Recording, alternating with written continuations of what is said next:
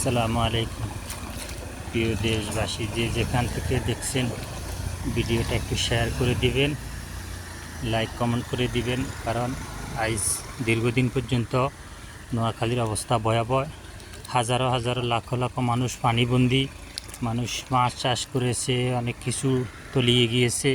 মানুষের আজকে অনেক দুর্ভোগ, কিন্তু দুর্ভাগ্য আজ এগুলো দেখার মতো কেউই নেই। কিন্তু অনেকজন অনেক বড় বড় কথা বলে, অনেকজনে অনেক কি বলবো, বলার ভাষা রাখে না। আজ নোয়াখালীর মানুষ, সারা বাংলাদেশের মানুষ কত দুঃখ দুর্দশা জীবনযাপন করতেছে।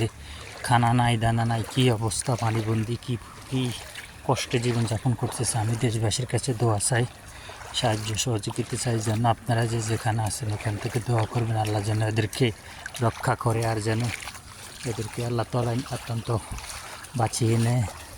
এরা খুব কষ্টে জীবনযাপন করতেছে।